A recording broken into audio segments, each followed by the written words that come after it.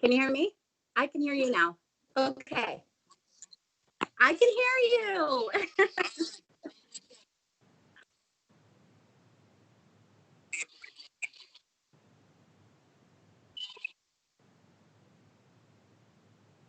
We have had nothing but technical difficulties here today, too. We have a board meeting going on in the other room, and it's been crazy.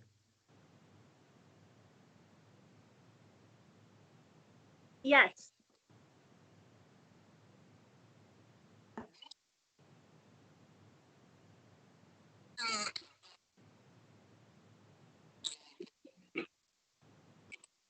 Thank you. So, COVID kind of changes everything for everybody. At the beginning of this year, we had planned to bring in Ron Hall, who's a New York Times bestselling author of this book called Same Kind of Different as Me. And COVID hits, all these things happen, and we thought, maybe is this something that we should still be doing? But his message is about seeing the need in your community and actively working towards meeting that need. And his story is really just amazing about how God placed this homeless man in his life and it changed the trajectory of his life. So we felt right now with our community and everything we're facing, it was so important to still hear that message. And that's what we're doing. So he is coming because of the pandemic and limited seating. We have to maintain social distance and all of that. What was going to be one event is now three. So if you go to our website, which is finleymission.org, on that front page right there, you can click on a link and it tells you about the three different events.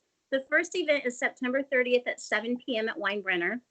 And it's his opening presentation. It's $35. You attend, you present, you can buy a book, you can get your book signed.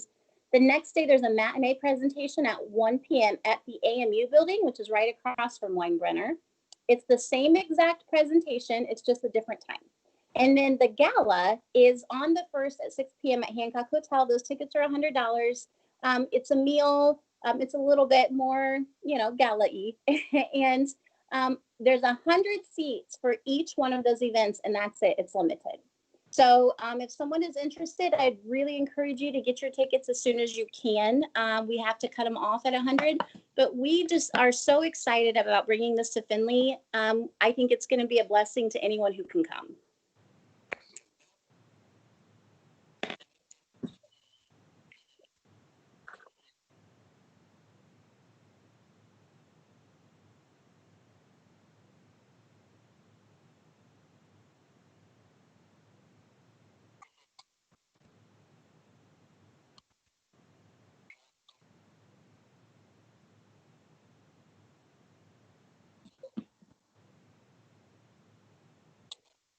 Yeah, we're excited.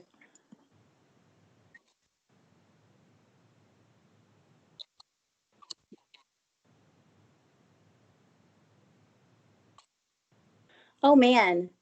So I'm a missionary kid. I was blessed to grow up watching my parents serve the Lord in Brazil, in São Paulo, Brazil. And so I've always had this heart for people, but I've never been called into the ministry. It's not what I was called into. So about 10 years ago, my pastor said, "Hey, I think they're hiring at the mission, and it's something that you might be interested in." So I just started here part-time, helping in the office, and I've been here ever since. I took a sabbatical, I guess, in 2018. At the end of 2018, I took a year off. Came back in a different position. But when you work with people, and you know this as a pastor, on a day-to-day, ministry is a 24-hour thing. It just becomes part of who you are. So my heart, I don't work directly with our clients. I teach a class once a week, and I do what I can. I volunteer to stay involved with them and really not lose sight of who we are and what we're doing. But my job is fundraising. So I get the privilege of taking all of the stories and all of the things that we do at the mission and then sharing them with the community. And I wouldn't have it any different. It's been 10 years and it's been amazing.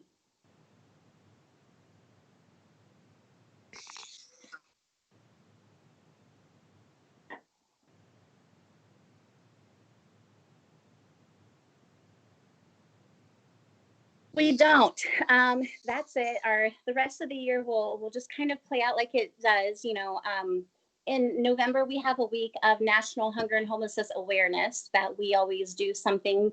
It's not a fundraiser, we just do something to bring awareness. But um, the one thing I wanted to share, if I could, is that Ruthie Tong is our COO. I'm the Chief Development Officer. So together we act as the executive team for the mission. Um, we see reports coming in on a weekly basis from different sources. The Census Bureau talking about what homelessness and hunger looks like, and the Ohio State Mental Health Board, and talking about all of these secondary things that we're starting to see with high anxiety, high stress, the isolation and how that is affecting people. So if you think about a population that's already vulnerable, already highly stressed, they're uncertain about what tomorrow brings, and you add a pandemic on top of that, that's who we're dealing with. We're dealing with, we have up to 109 beds can be full at any given time. We're also serving community meals, which have increased drastically since this started. So we're starting to see the first results of hunger and homelessness because of the pandemic. But the secondary things with increased mental health issues, increased anxiety, increased overdoses, things like that, as are things that we're seeing too. So if you could pray for us, pray that we can kind of stay ahead of the things.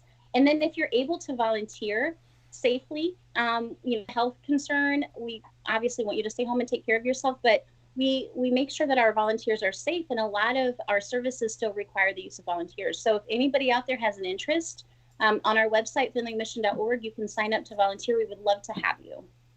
I know one of our former youth at St. Mark's, Jonna Richter, she volunteered there this summer as an intern and just had an incredible experience that she was able to share with our congregation a couple weeks ago.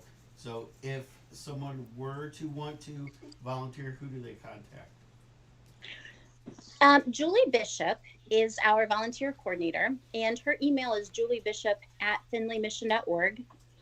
Calling us is not always the best idea because we are running around crazy. We may not get to our voicemails right away. So email's best, or you can schedule yourself on finleymission.org. You can schedule yourself in for a meal. And when you get here, she will be here to greet you, get your paperwork taken care of, and all of that. Jonna, I watched her video. It brought me to tears. Was such an amazing, unexpected blessing for us this summer.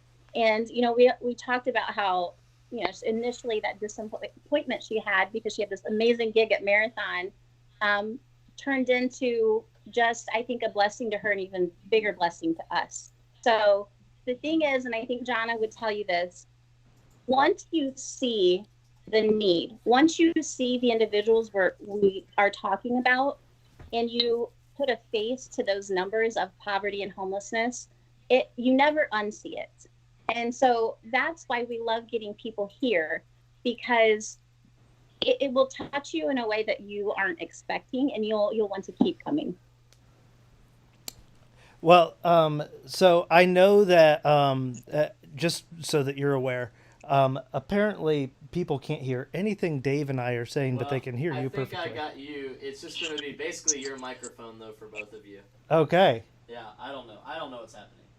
I don't know. Oh So, I have gating system failures. but apparently you can hear us. So No, would you should be good now. So. okay, great. By the way, people say they love your responses. They love your responses. They just had no idea what we said, but they could guess it by what you said. So there you go.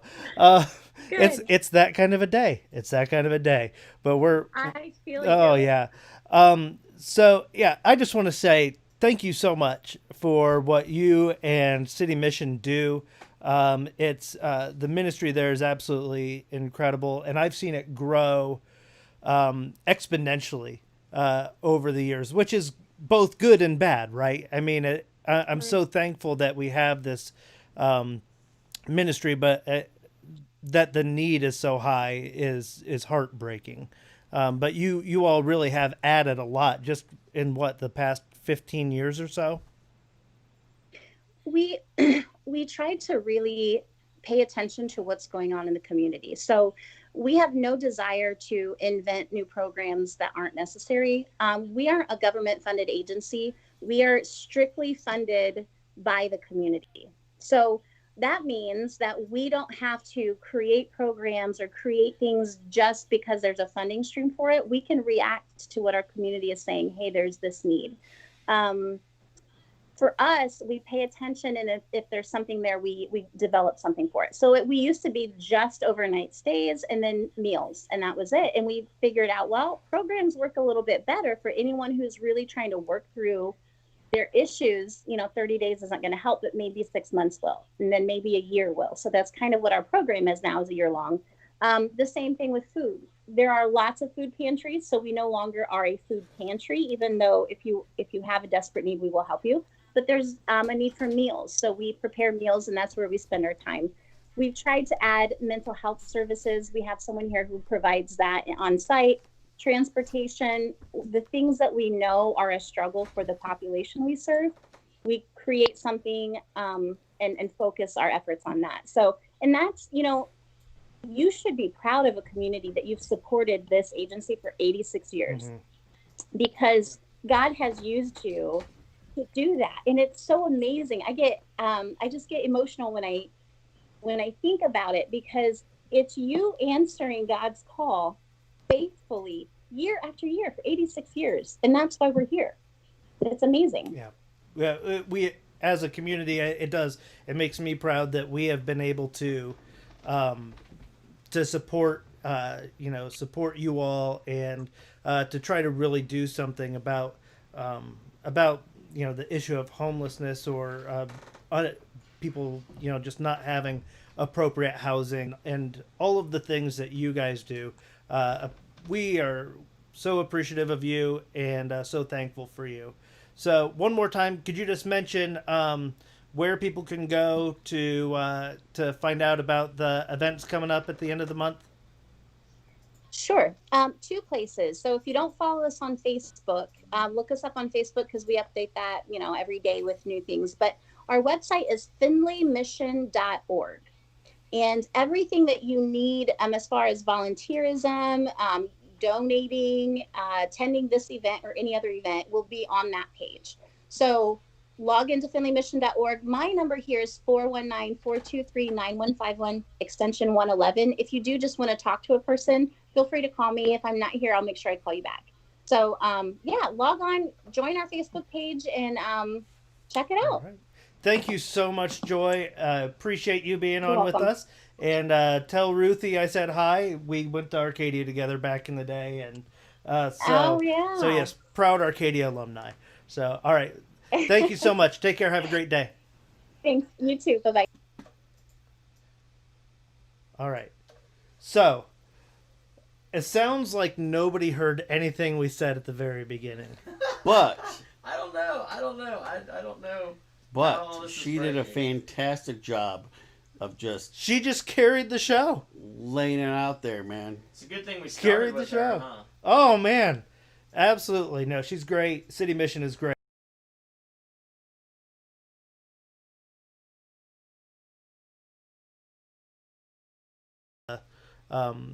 Things, but definitely check it out. The story from Same Kind of Different as Me is amazing. I know, like, books are your kryptonite, but there's a movie version of it too. So. Yes. So I can find out what happened. Yes. Because there's a movie. Yes. Nerd. Hey, you know what I'm gonna do? I'm gonna pull up my Mac camera, and I'm going to basically point it at you. Okay. We should have. You know what we should do? We just should have all Skyped in. We could have. It would have been fine. Apparently, it would have worked better. Yeah. But so what you are seeing, because you didn't hear the explanation at the beginning, what you were seeing in the background is the rough draft of some merch for us.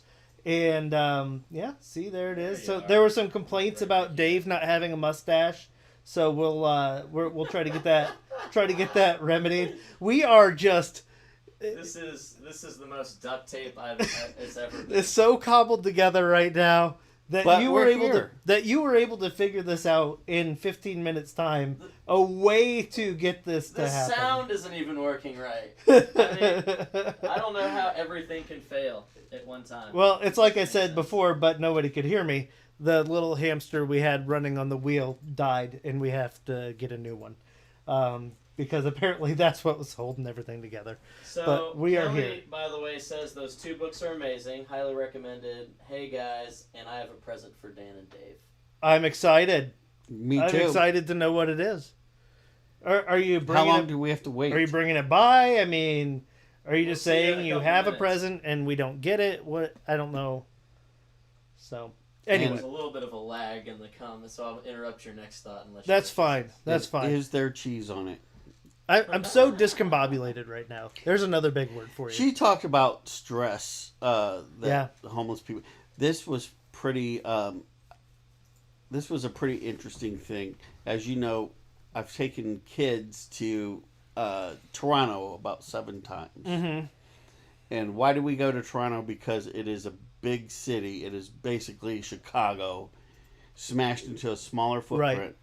But it's a little bit kinder and gentler. So it's like they can get the big experience. But Yeah, it feels a little But- safer. yeah, I mean, we've even gone into the projects and those kind of things there.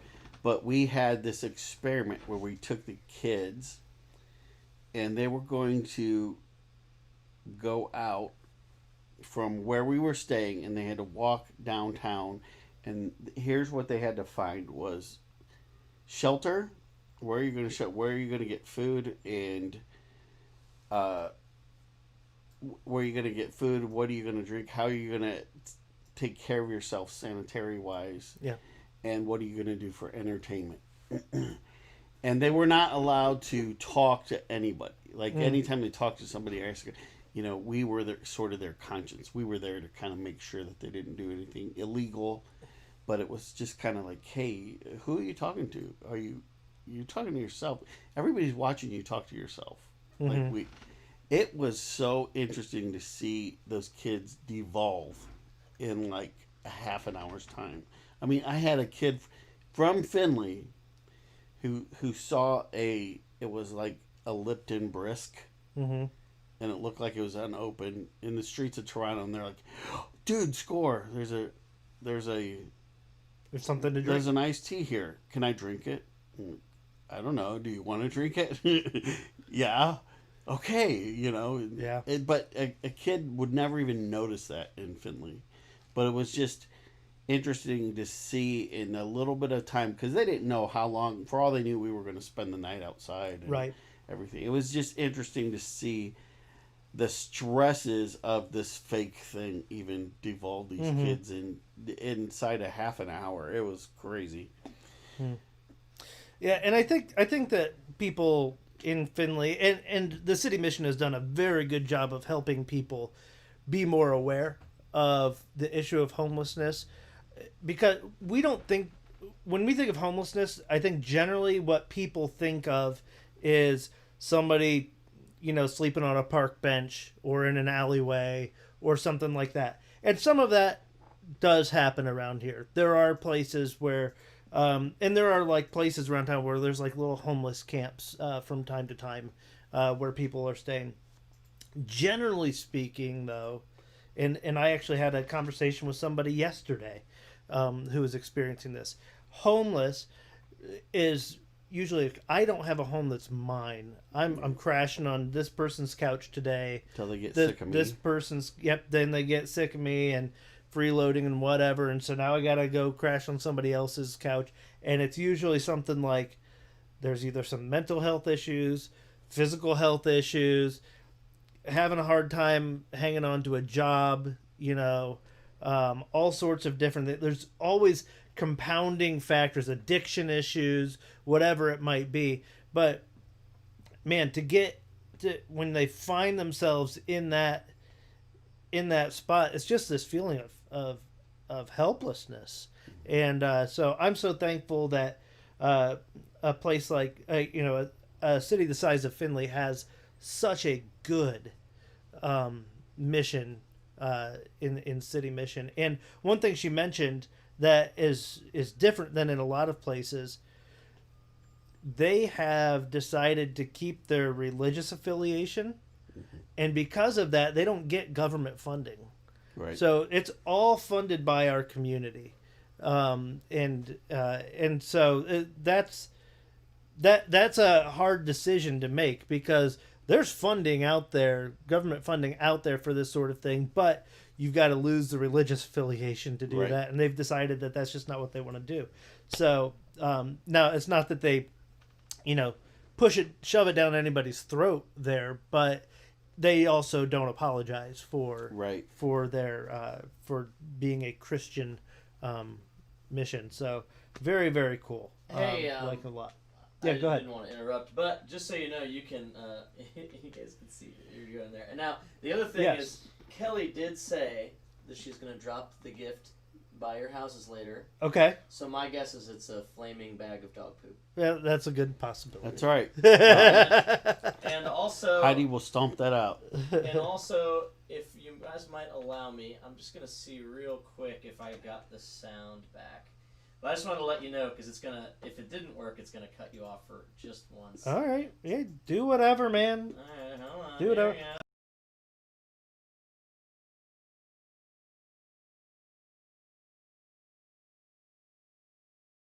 The old news. Okay. Okay, you're back. But Okay. on the way here, Yeah. I got an email. Big Ten is going to resume I was gonna bring that up. in about a month. It was announced this morning, getting some Buckeye football back end of October. Hmm. So there's it's how do I even want to talk? So when Noah was on the ark and he kept sending birds out and they couldn't find any dry land, and it's just like this is going to be miserable forever. Especially if you're a Browns fan. And then a dove comes back with an olive branch in its beak, and suddenly there's hope that the world can be okay again. Here's what I like about That's this. what this was. Is, being a Browns fan, we're going to be about a month into our season. Yeah. Right about the point where we're like, this is just a hot pile of garbage again. And then we're gonna get the Buckeyes, and And we can then- be happy. then we could just And we but can at be happy. least we But have. at least we have that. Now, Mr. Adkins is not a huge sports buff in any way, shape, or form. I love sports ball. I don't know what you're talking about. Yes. But we convinced him to be a part of our fantasy football league. So you had your first. Now, you still haven't been able to figure out your login for it, but we've drafted that's you. not true because I'm so bad with technical stuff. I literally cannot log in. Yeah, so you have. I have everything's working except that it doesn't show up.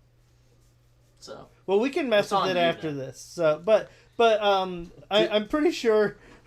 I'm pretty sure that all three of us lost our first games. Yes. Oh, Yes. And the excellent. thing is like I should have whomped that guy. I had on paper. On paper, I had it, I'm sorry. and all my big stars came up flat. Yeah. All my underdog players Yeah. came up big. I promise this isn't going to turn into a fantasy football show, but we will have to bring it up from time to time. Yes. Hey, you know what's So funny? 3 in the L column. Instead of whomping that guy, you whomped that guy. Mm-hmm. Womp womp. So all right, let's talk about a couple of things. I had a record day yesterday. 10 eggs. 10 eggs. 10 eggs. Did In you one forget day. to pick them up? No, How many chickens? 6 chickens. 10 Oh. eggs. Is that possible? I don't know. I think someone forgot to pick them up. Did not forget to pick them up. I had picked them up the day before. Now it could be that as soon as I left, they laid and then waited and did. But I'm just saying, I went out there and I got 10 eggs. I was pretty excited. How many eggs did you get yesterday? Yesterday was 10 eggs. The day before that. Like 8. Okay, well you're a pastor, so you can't lie, right? No, I'm serious. We're getting like multiples. I don't know. I can see it though, because what I bought yesterday, I had 6, and today there was like 7 of them in there. But I don't know if I forgot to pick up or not. Yeah. So you're thinking it's physically impossible for a chicken to lay more than 1 egg a day? It's supposed to take 26 hours for them to like turn around. I could have been outside of the 26-hour window, but it was still 1 day. Mm. That's what I'm saying. I don't know if that doesn't sound like the math line.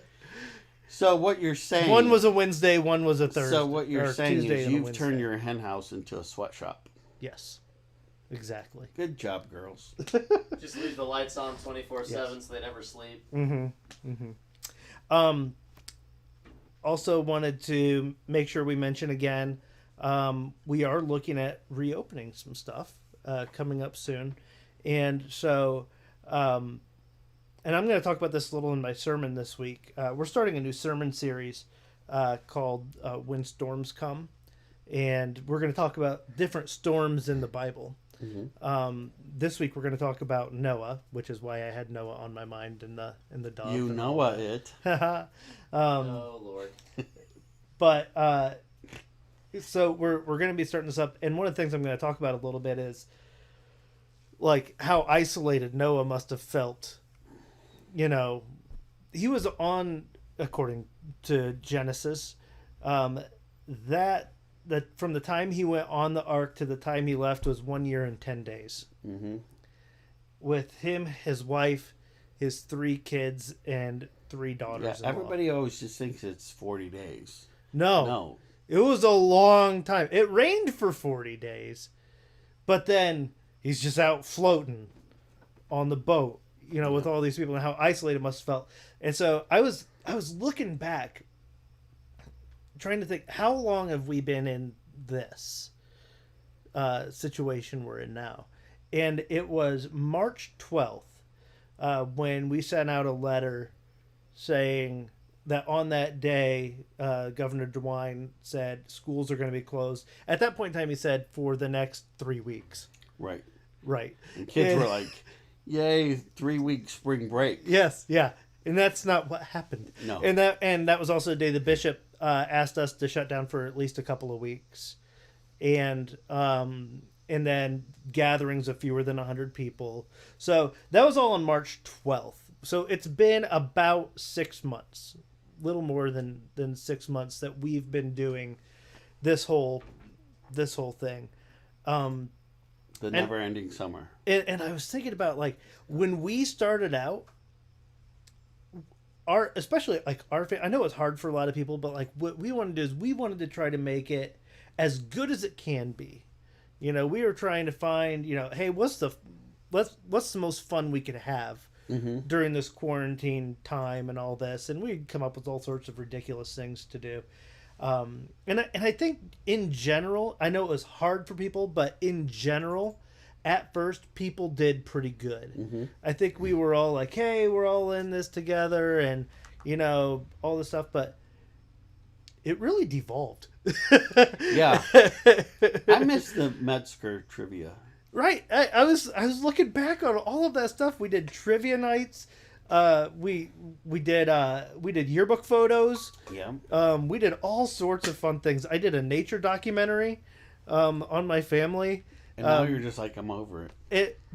And it's not just me though. I think it's all of us. Like at first I think we were all like, and I'm not going to get political on this, but first everybody's like, Governor DeWine, Dr. Acton. They made a little funny cartoon video about him, and yay, thanks. And now people are like off with their heads, and everything everything has totally devolved in 6 months' time. From we're all in this together to just being like these polar opposite people fighting each other and everything.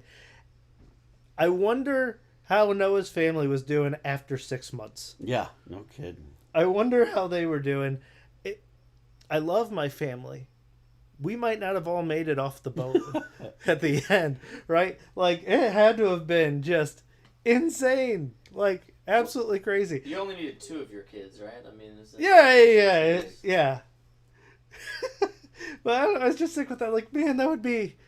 And you're stuck in the boat. And then And there is almost like a reference to all of this stuff, because at some point in time, like if you read Genesis 7, the ark, comes to rest in the mountains, and so he sends a dove out, and it gets the olive branch. And then it says he knew that things had dried up in the world come back to life. And then they waited another 7 days before he let out another bird to see if they, like, I bet his kids were like, no, we've got to reopen now. Yeah. Like, we've got olive branches. It's fine. Get out, And I just, like, think about that. Like, as soon as I saw that, I'd be kicking the door open, like, good enough. Well, We done. At one point on the ark when he was pretty smashed. No, that was afterwards. So afterwards, this is one of the great, like, you don't get Yes. this in Sunday school, right? This is what we talked about in all my religion classes. Right. Is the Bible really meant?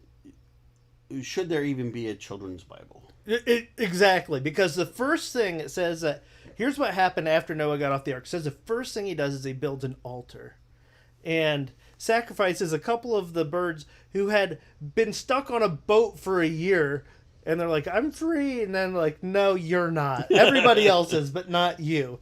And God puts a rainbow in the sky, and it's beautiful. And then the next thing Noah does is he plants a vineyard, waits till it grows some grapes, immediately makes some wine, gets drunk, and falls asleep naked in his tent.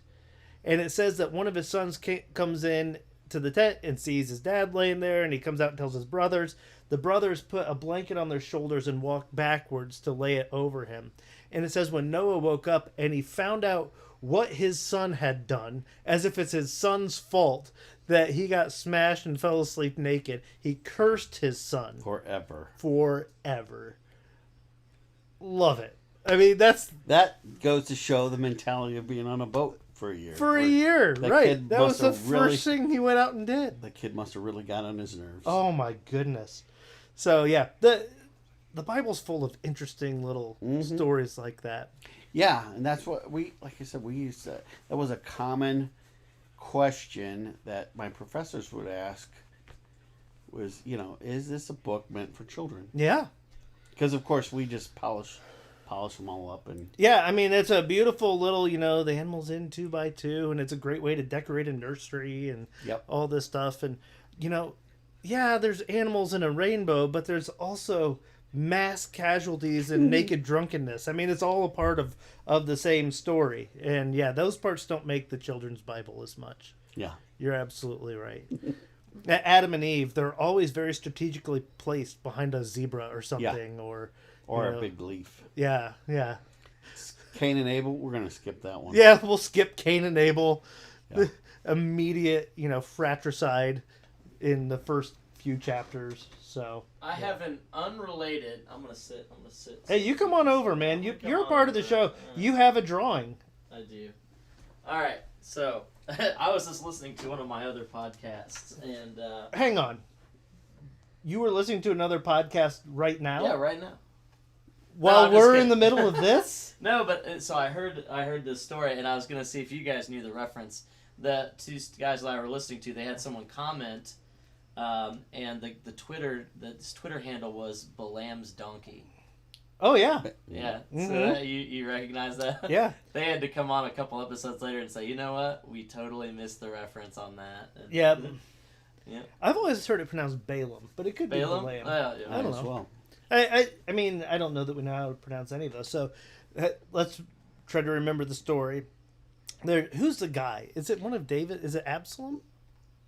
Or no, it's Balaam. It's Balaam, and he's got his donkey, and I forget exactly what happens, but eventually the donkey starts talking to him. So it's like, why are you beating me? The only reason I know this, though, is because I did hear the overview on the podcast, which they described. But basically, the donkey is walking, and Balaam or whatever, the donkey sees an angel and turns his path. That's right. So Balaam hits him. Yeah, and he's like, "Why are you beating me?" And that happened 3 times, And Yeah. finally, he said God opened the donkey's mouth and let him say, well, why are you beating me? And basically, and then revealed that the angel was there with his sword out. Right. And he said, if that donkey would not have steered you in a different direction, then I would have killed you and spared the donkey.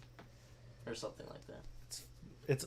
There's some really just out there things. We What should do about it. Elijah when he's walking? Is it Elijah when Yeah. and he calls down the bear? Yeah, she bears. Yeah. Because they made fun of him for being bald. Some These little kids. Some kids were making fun of him for being bald. So he called down With some some bears. some she bears. And they mauled the kids.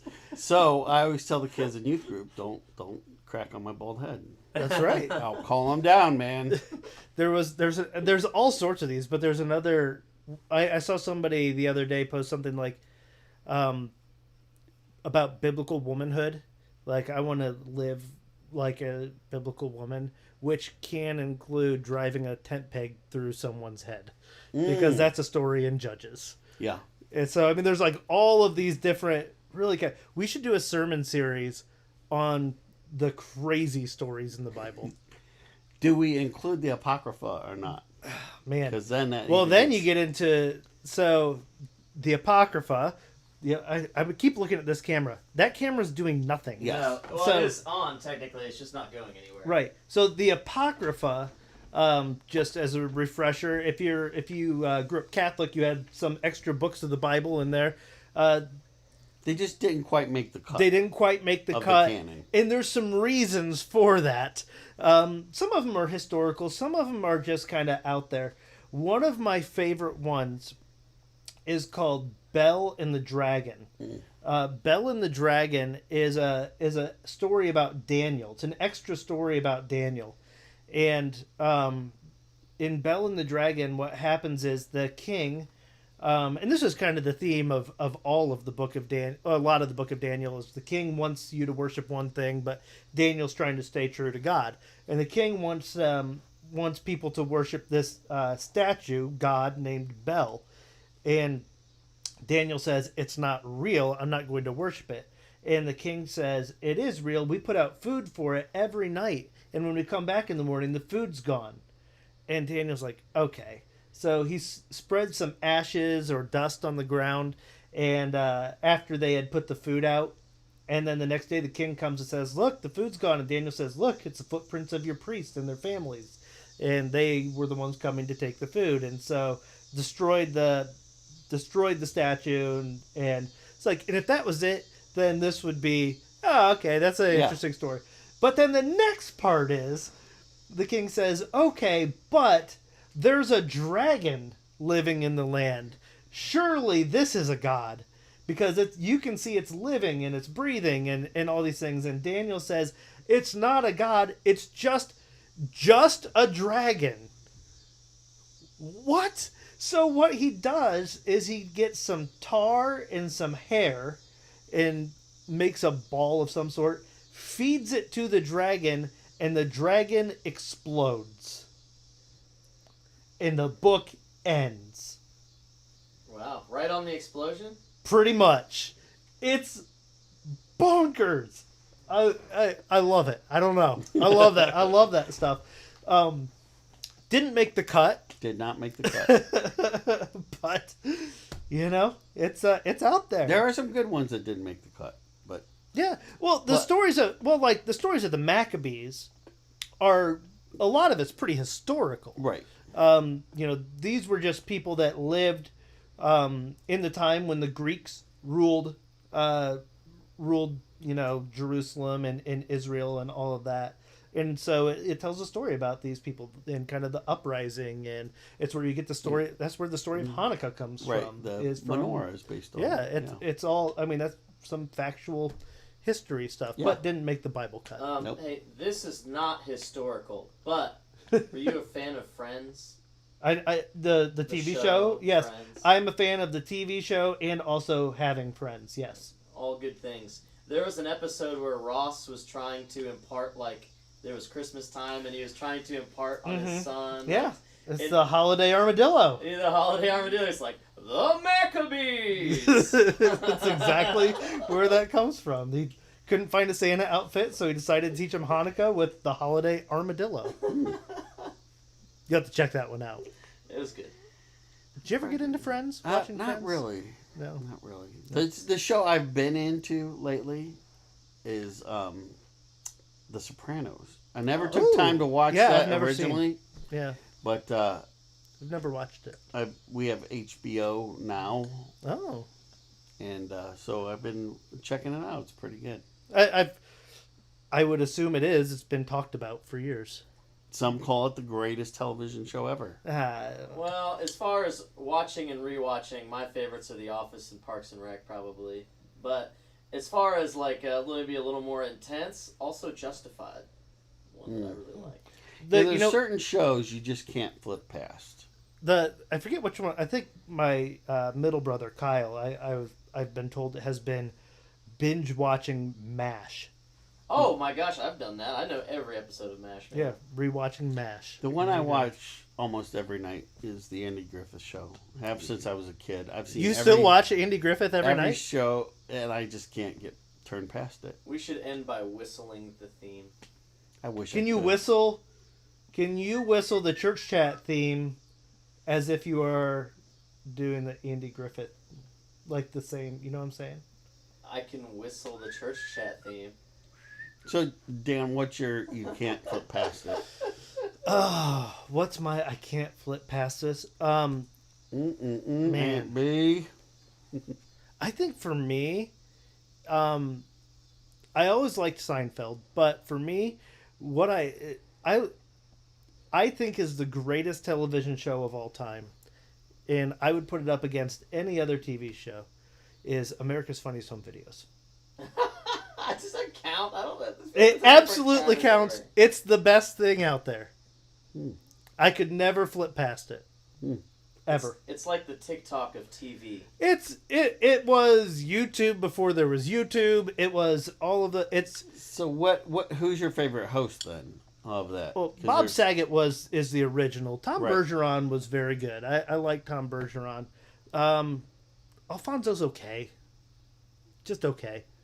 But the great thing now is there's so much more content because everybody has a phone. Everybody's videoing everything. Mm-hmm. And so people are catching more funny things than because you remember back when it started, what were the chances you were going to have your 50-pound camcorder out when something hilarious happened? Wasn't it funny how many shows have spun off of that? Oh, yeah. Because you got like ridiculousness. Yeah. Tosh.0, yeah. So.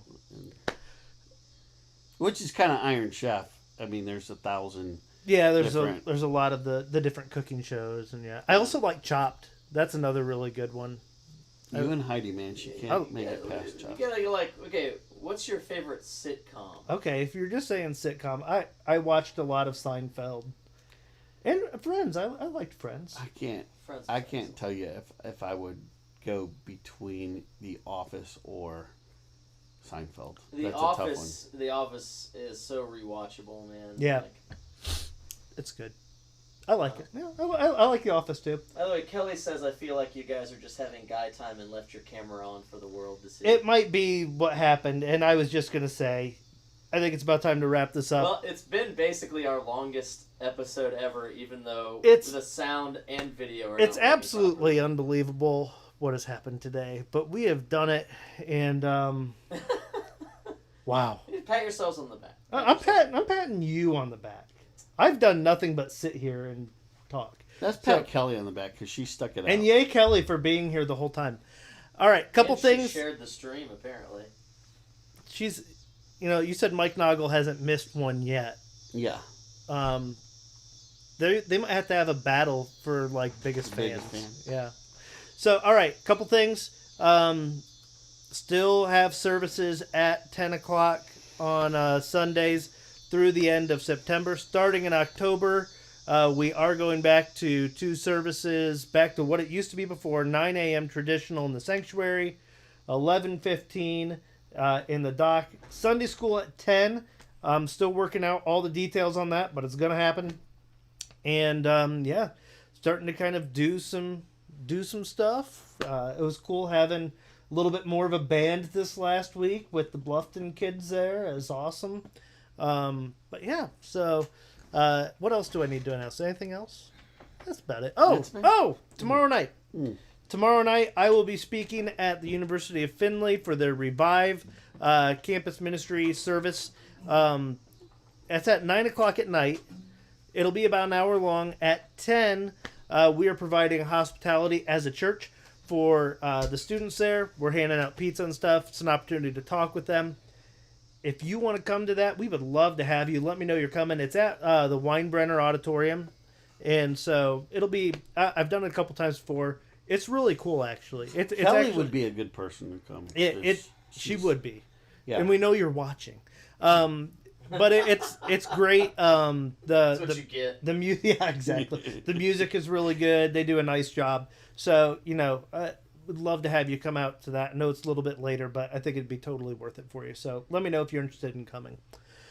I think that's about it. So, man, James, well done making something out of nothing. You did it. Let me tell you that there's a 90% chance that our church chat theme will not play right now. So, did it play at the beginning? I don't know.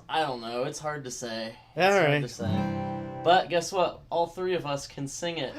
Oh! Ready? Let's do it. All right, let's do it. This was Church Chat with Pastors Dan and Dave. And James. Hang out with us on our stream. It's Church Chat Wednesday. Wow, there you go. That's new. Yeah. Thank you for being with us, for bearing with us. Thanks to Joy for being with us from City Mission. We'll see you guys Sunday. Made it all worth it.